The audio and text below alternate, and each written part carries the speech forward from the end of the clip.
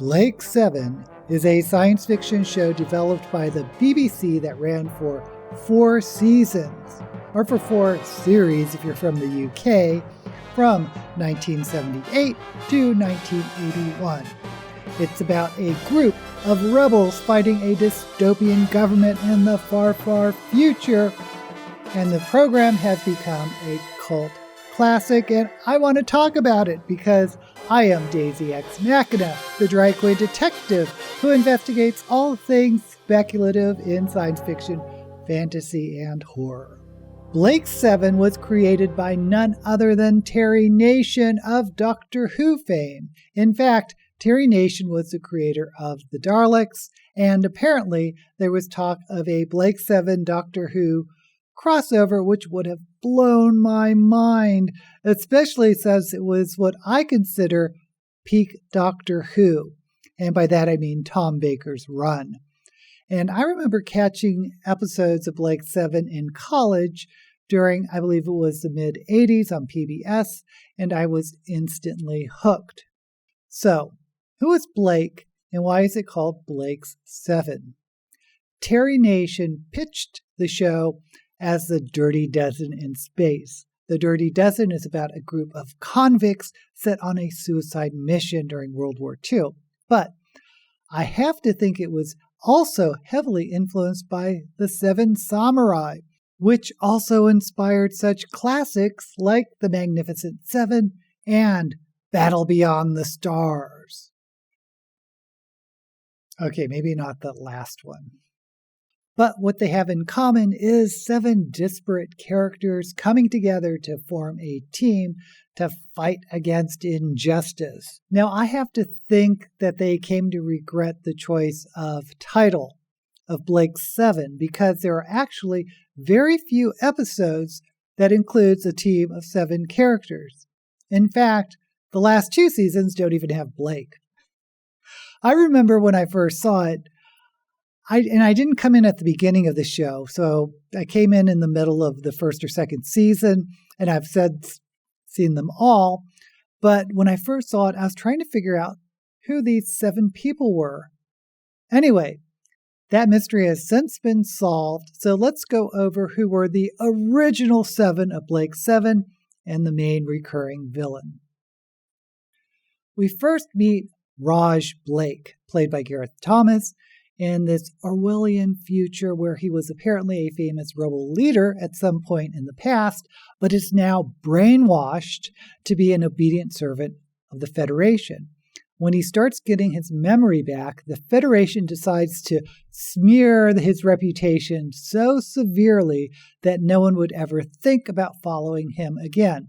So Blake is accused of being a child molester, and the victims are children whom the Federation has brainwashed with false memories. And there's this huge public show trial where Blake is convicted and sentenced to be deported to a prison planet. The prison ship that is transporting Blake and a bunch of other convicts encounters an alien spaceship. And after losing a few of his crew trying to capture the ship, the captain sends some of the expendable prisoners over to investigate, which of course includes Blake and 2 others. The first is Kerr Avon, played by Paul Darrow. And we have to talk about Avon because he is one of only 2 of the original members who survive all 4 seasons.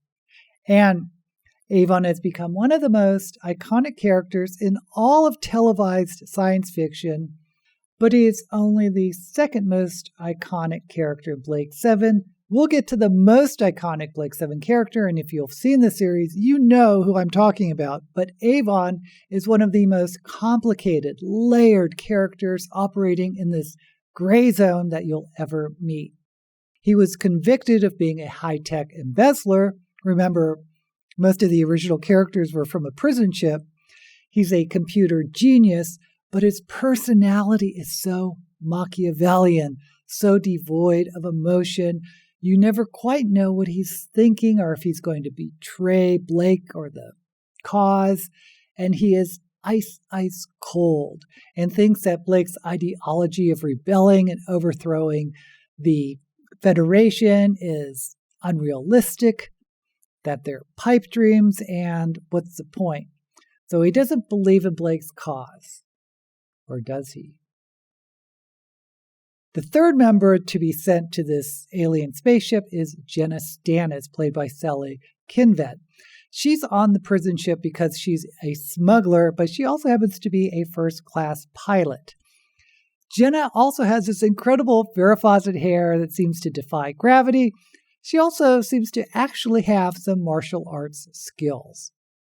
So, Blake, Avon, and Jenna are sent to this alien ship, which is telepathic. The ship is telepathic and can play with their minds. But Blake, whose mind has been messed with by the Federation, is able to defeat the ship, and Blake, Avon, and Jenna steal the ship, which they call the Liberator. So yes, they now have a ship that is technologically more advanced than anything the Federation has. They follow the prison ship to this prison planet, and they rescue 2 more prisoners that they had met on the prison ship. One is Vila Restal, played by Michael Keating. Not Keaton, Keating. Besides Avon, Vila is the only other member who survives all 4 seasons. He's pretty much the comedy relief of the crew. And you really have to have one comic character to balance out a team like this.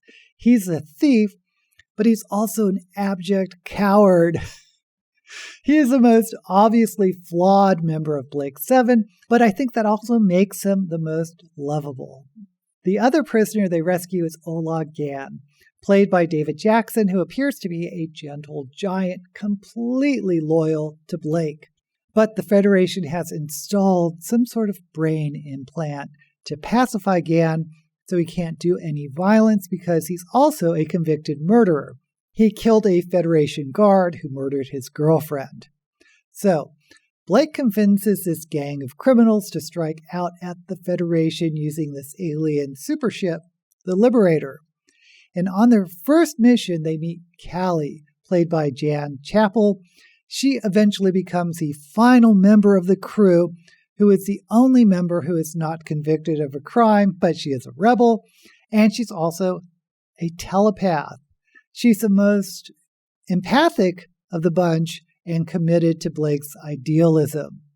So, that's Blake, Avon, Jenna, Vila, Gan, and Callie. Wait, that's only 6 members. Who is the 7th member of Blake 7? It's the ship, the Liberator. Remember I mentioned the ship was telepathic? Well, it is being controlled by an AI being called Zen, who is, of course, the 7th and final member of Blake 7. Now remember, I had said that Avon was the 2nd most iconic science fiction character in televised history who was on Blake 7. Well, we have to talk about the most iconic science fiction character ever seen on television, who's on Blake 7, and that is the recurring villain who plagues the rebels for all 4 seasons, and that is none other than Supreme Commander Servalan. Servalan is played by Jacqueline Pierce and may be the most iconic science fiction villain ever, though I guess Darth Vader could give her a run for the money. We first meet Servalan in Season 1 as the Supreme Commander of the military branch of the Federation, who sends out one of her minions named Travis to capture the Liberator and kill Blake and his crew. Travis is accompanied by these vampire women. Don't ask. Servalan dresses all in white and is so charismatic and has this striking, almost unearthly beauty. She also is completely ruthless and will do anything, I mean anything, to get what she wants. An event happens in Season 2, after which she stops wearing white and mainly wears black. And you'll have to watch the series to figure out why. She is as complicated as Avon, and yes, the two of them have this intense relationship that is never consummated, but it feels like they have to either get together or kill each other. It can't be anything in between. Anyway, Servalan is amazing, and I could do a whole video just on her, maybe her greatest moments. If you want to see that video, let me know down in the comments. And while you're there, don't forget to like this video and subscribe to my channel. Now, Blake 7 isn't without its flaws. I have to say the first season is a bit like the first season of Babylon 5. It's a little uneven and rocky, but you have to watch it to get the background. The second season is amazing and ends with a twist you never see coming. The series is also not afraid to kill off members. We lose Gan early in the second season, and not many of the original crew survives the second season, which includes Blake. The third and fourth seasons aren't quite as good as season 2, and the revolving cast gets a little bit tiresome to keep track of, but you still have Avon and Servalan and the ending. We'll talk about the ending in a bit. The costumes and special effects were kind of hilarious. The weapon is some kind of lucite rod with a telephone cord attached that sometimes is plugged into something and usually isn't. Some of the fight sequences are hilarious, like when Callie goes hand-to-hand with a man 3 times as big as her, and God bless whoever that actor was who played the guy she was fighting, because he was hamming it up for all he was worth.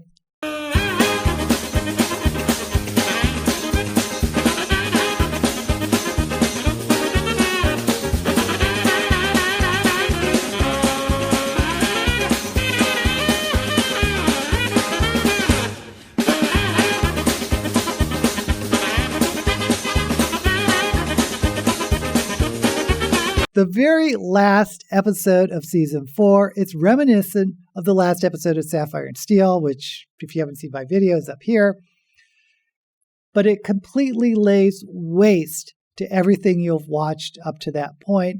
And the only way to understand what happened, to have any sort of resolution, would have been if there was a Season 5, but there was no Season 5. And therein lies the mystery, because I believe it was still popular enough that it could have been renewed. Anyway, if you are a fan of science fiction and can overlook bad special effects and set design and just enjoy the writing and story, you too can discover why Blake 7 has become a cult classic. Or maybe you have already discovered Blake 7, in which case let me know what you thought down in the comments. Until we meet again, may all the science fiction you watch be